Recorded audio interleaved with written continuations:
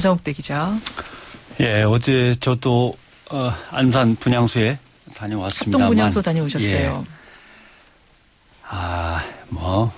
그 단원고 앞에서 좀 살펴보기도 하고 그랬는데 막상 가면은 가슴도 답답하고 미어지리라고 생각했는데 막 가보니 정말 상상 이상이더군요. 그 합동 분향소의 아이들의 쭉 얼굴이 사진에 이제 놓여 있지 않습니까? 예. 그 위에는 딱 비어 있어요. 왜냐하면 또 이제 올 아이들의 사진을 또 기다려야 되니까. 아이들 얼굴이 얼마나 곱든지요. 고운 얼굴을 보니까요. 안 울 수가 없더군요. 사실 유가족들은 계속 거기서 울고 계시지만 분양 온 사람들도 참 많이 울었습니다. 예. 예. 참 요즘. 근데 여기서 매뉴얼을 그 많은 매뉴얼 중에 한 몇 개만 지켰어도 되는 건데 그게 안 돼가지고 참 어른들의 죄죠. 예. 예. 어른들이 우리를 못 구한 게 아니라 안 구해줬다라고 앞에서 그 고3 학생들이 이렇게 편지를 썼다고 해요. 너무 아픕니다. 예. 그 부분. 그 많은 조화가 와 있었는데 대통령급부터 시작해갖고 보통 평범한 시민들이 보낸 조화도 많았습니다. 예. 그 중에 하나 누가 보냈는지 안 써 있는데 예. 커다란 리본이 하나 달려 있어서 무심코 잡아와서 이렇게 펼쳐서 읽었는데 대한민국 미워요라고 돼 있더군요. 그냥 평범한 시민이 보낸 것 같아요. 네. 그 말에 일부 공감을 하면서 또 한편으로는 다시는 대한민국 미워요라는 말이 안 나오도록 그럼요. 어른들이 책임을 지고 사회를 바꿔야겠다. 그럼요. 이런 생각했습니다. 이제 우리가 에너지를 그쪽으로 모아야 합니다. 그렇죠. 긍정의 에너지를 어떻게 빨리 회복시키고 다시는 이런 비극이 없도록 할 것인가 이 부분 우리가 집중해야 된다는 거 기억을 하고요. 저도 오늘 합동분향소 들으려고 합니다. 네. 그래요. 오늘 기자 수첩 뭐 가지고 오셨습니까? 세월호 얘기를 계속 이어가고 있는데 참사 자체가 충격인데 이 계속 거짓말 나오니까 정말 또 답답하죠. 거짓말? 예. 당신 잘못이지라고 이제 물으면 예. 그때 참 내가 그랬으면 안 되는데 내가 그렇게 잘못했습니다라고 인정하는 경우는 흔치 않습니다. 대개 주변 탓으로 돌리고 시스템 탓으로 돌리고 상황 탓으로 돌리고 다 그렇게 되는 거죠. 그렇죠. 지금 피의자 조사를 받고 있는 선원들 모두가 자기 입장에서 조금씩 말을 바꿀 가능성이 큽니다. 예. 어떨 때는 큰 거짓말을 하기도 할 거고. 예. 사고 원인을 아직도 단정하기가 어려워요. 해상사고라는 게 그렇거든요. 육상에서 교통사고 같으면 스키드마크라고 해서 이렇게 끌린 작품도 있다거나. 그렇죠. 그다음에 길을 따라 자동차가 움직이게 돼 있으니까 한눈에 딱 보입니다. 예. 이렇게 따라가다가 저쪽에서 이렇게 오고. 근데 바다 위에서는 그 흔적이라는 게 없기 때문에. 목격자도. 예, 어렵습니다. 그래서 거기에 거짓말까지 얽혀들면 이건 시뮬레이션을 몇 번을 해봐야만 정확하게 원인이 나옵니다. 그래서 기자들의 취재도 해상조난 그다음에 비행기 사고는 참 어렵습니다. 예, 그래요. 더 이상 가져다 댈 것이 없으면 마지막으로 뭐라고 거짓말하냐면 그래 내가 그때 미쳤었나 봐요라고 하면 이제 끝입니다. 그러게요. 그렇지 않아서 미치지 않았으면 내가 그랬을 리가 없어요. 이렇게 하면 이제 그게 마지막으로 더 이상 갖다 댈 게 없으면 그렇게 얘기하죠. 예. 거짓말의 특징이 이제 이럴 때는 아니다, 없다 등 부정적인 표현이 많이 들어가고 피동형 문장이 많습니다. 내가 뭐 했다가 아니라 피치 못해서 어쩔 수 없는 예. 그리고 자기를 빼면서 우리가 그런 건 아닌데 우리가 뭔가 잘못한 거 아닌가 이렇게 우리로 이렇게 가고요. 그렇죠. 사람이 이제 누구가 주어가 돼야 되는데 명확한 주어가 없는 문장이 많아지는 거죠. 예. 책임 소재가 애매해서 책임 소재가가 주어가 됩니다. 진상이 빨리 규명되어야 진상이가 이제 또 주어가 사태가 빨리 수습되어야 민관군 구조대 700여 명이 투입돼 자꾸 두리뭉실한 주어가 등장하죠. 민관군 구조대가 700여 명이라고 했는데 나중에 알고 보니까 배 타고 있는 사람들 다 합치면 700명 되는 거고 잠수해서 들어가는 사람은 19명인지 20명인지 그랬다는 것도 나오지 않습니까? 이런 거죠. 그래요. 근데 아무리 이제 거짓말로 둘러대려고 한다고 하더라도 지금 방송이 고장나서 탈출 방송을 못했다라든지 주변에 배가 한 척도 없어서 탈출하지 말고 기다리라고 했다든지 이런 거는 뻔한 거짓말이거든요. 왜냐하면은 주변에 배가 와 있었다는 거 우리가 지금 다 확인했고.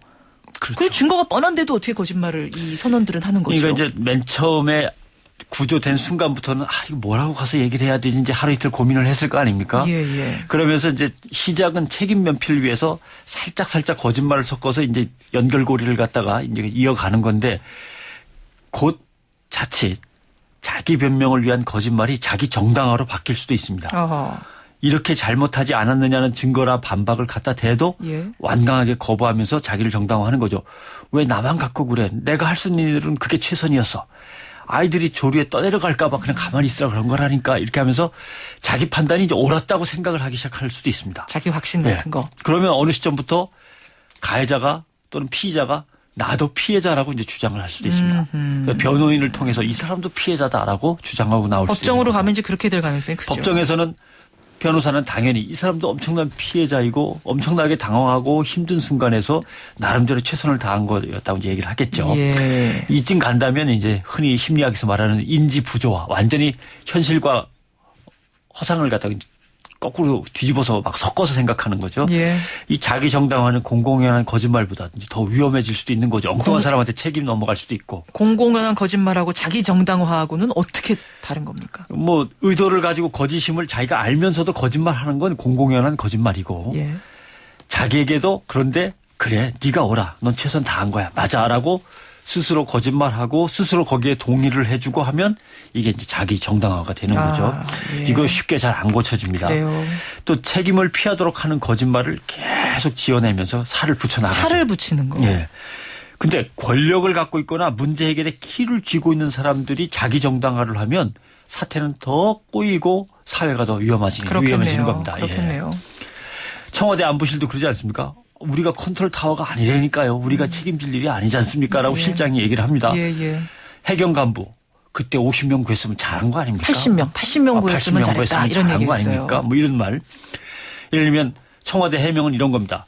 자연재난은 소방방재청이 맡고 있고 인적 재난이나 사회적 재난은 안전행정부가 맡고 있고 국가의 국방안보는 국가안보실이 관리하는 체제니까 청와대 국가안보실 입장에서는 세월호는 우리가 컨트롤 타워가 아닌 거다. 이렇게 얘기하지만 해양수산부가 지난해 8월에 만든 해양사고 위기관리 실무 매뉴얼을 보면 예.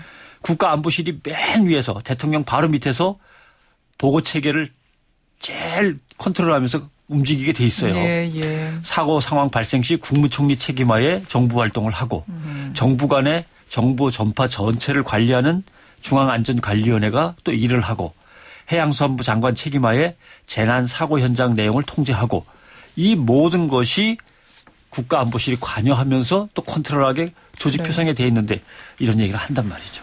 자기 정당화 이야기 나누고 있는데 사회 심리 얘기가 나왔으니까 말입니다만 지금 선장의 말도 안 되는 이 행동들은 이건 어떻게 사회 심리학적으로 이해해야 됩니까? 네, 그래도 이제 이해하기 어려운 부분이 있는데 결정의 마비라는 게 있습니다. 사람이 무언가를 선택해야 할 때 자기가 얻는 것보다 잃어버리게 되는 걸 더 걱정하는 거죠. 아하. 예를 들면 짜장면 먹을래 짬뽕 먹을래 하면은 어느 걸 먹고 싶어서 고민하는 게 아니라 그러면 저걸 못 먹게 되는데라는 걸 이제 더 고민하면서 결정이 오래 걸리는 거죠. 예. 세월호 선장도 꼭 살고 싶은데 내가 남은 삶 이걸 놓치면 안 되는데라고 결정을 슬쩍 그쪽으로 기울게 됐다면 거기에 생각이 붙잡혀서 결정의 마비 상태가 길어지는 거죠. 그렇군요. 그러면서 결단에 움직이지 않고 해경 언제 옵니까? 해경이 오면 다 구조해 줄 수 있습니까? 계속 이 말만 하면서 기다리는 거죠. 결정의 마비. 또 하나 이제 파킨슨 법칙이라는 게 있어요. 그건 뭔가요? 사람은 최후까지 일단 기다립니다. 아무것도 안 하고. 그런 습성이 가끔 있습니다. 닥칠 때까지 마지막이 닥칠 때까지. 예를 들면 어떤 마감 시간이 정해지면은 미리미리 하면 되는데 꼭 마감 시간에 임박하면 이제 하게 되는 거죠. 그래서 일을 내내 미루다가 결정된 시간이 거의 다 돼서야 일을 시작하는 한도가 꽉 찰 때까지 시간을 쓰고 그렇다고 그 시간까지 계속해서 최선을 다하지도 않는 그 심리가 파킨슨의 법칙인데 이런 것들이 이제 막 얽혀 있는 게 아닌가 하는 추측을 해보는 거죠. 참. 그나저나 구조자가 빨리 돼야 될 텐데요. 그렇습니다. 소조기도 끝나고 어떡합니까? 아무튼 장관들이 거기서 먹고 자가면서 지휘를 해보겠다고 어제 가족들하고 약속을 했으니까 빨리 수습되길 기대합니다. 변상욱 대기자 수고하셨습니다. 고맙습니다.